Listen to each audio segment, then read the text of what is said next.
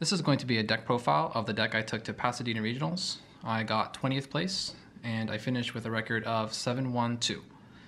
So I lost one mirror match and I got a draw against Sky Striker Mine and against Orcust.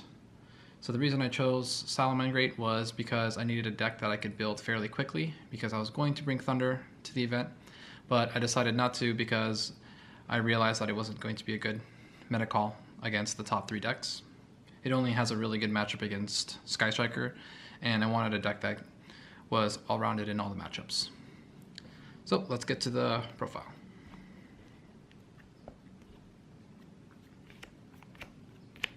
Three Gazelle,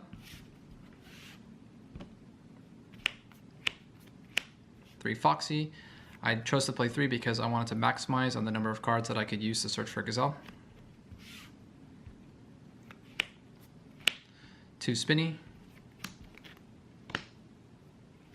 1 Foul so I can make turn 1 Dweller and chain block Gazelle. 1 Falco so I can get back trap cards and spell cards and also have access to rank 4s in the mid game. 1 Jaguar, 1 Debug, and 2 Buffalo. I really like Buffalo. It helps in game 2 and game 3 to draw into your side cards, and it's very hard for your opponent to answer. They need some kind of like steal in order to really answer this. Other than that, maybe negation, but not too many people are playing like Solemn Warning. So usually this card will resolve, and getting it to resolve is gigantic because seeing 2 new cards and then ditching like a Spinny and then triggering Gazelle is just really, really nice interaction. And it's not that hard to get out too because you can also search this with Silent Mining. 3 Phantasme. I won a lot of games just dropping Phantasme and then drawing into more hand traps and basically stopping my opponent. So I think that this is a staple in this deck. It also helps protect your plays against Widow Anchor and Fogblade. So I think this is a staple 3 of in Salamangreat. 3 Ash, and 3 Veiler. So that's going to be it for the monsters.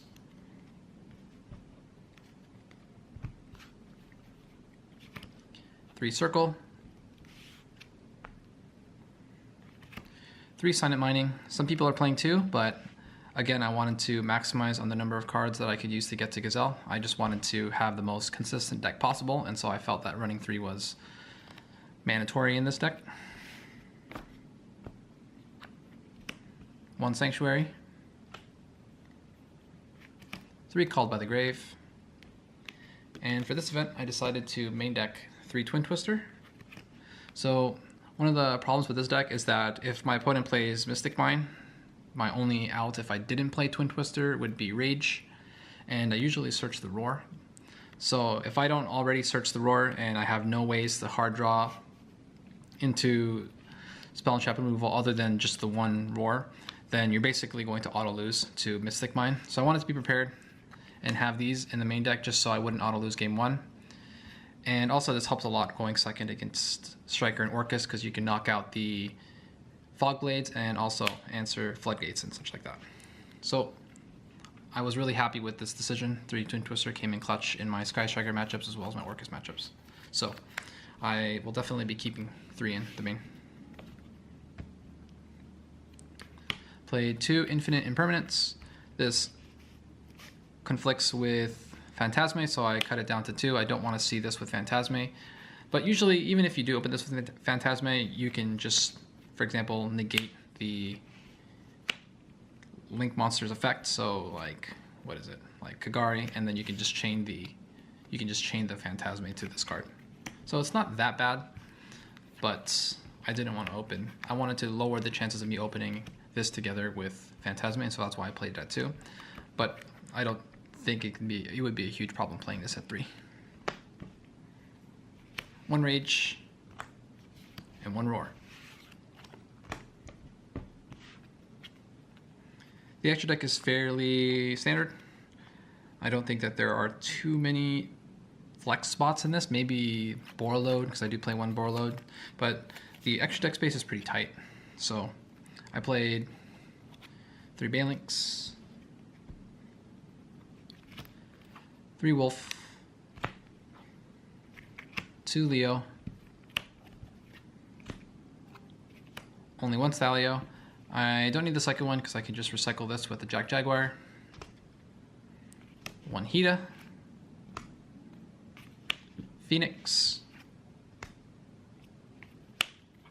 Borreload. So this deck has a hard time dealing with cards like Avermax unless you have Roar, or rather Rage. So this is really nice. It helps us out cards like Avermax, Colossus, and also helps us play around Ray, so we can just steal the monster and so they don't get to trigger their Ray. So it has a lot of applications, so I wanted to have it just in case I ran into problem monsters. Dweller. Starting Venom, I do play Super Poly and the Chimera.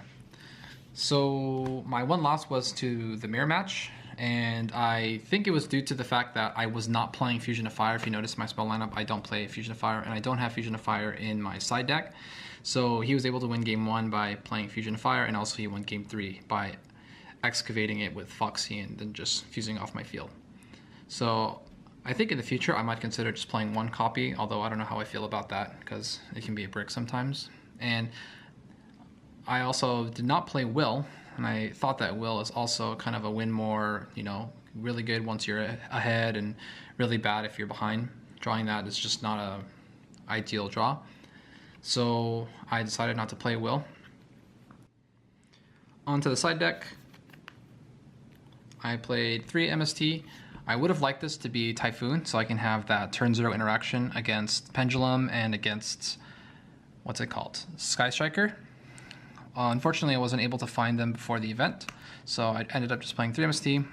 It did okay. I played 1 Sky Striker Mine and 1 Mystic Mine Burn, and so these helped a lot, because only having, let's see, 4 Spell and Trap removal in the main deck wasn't enough, because I want to be able to see it as soon as possible.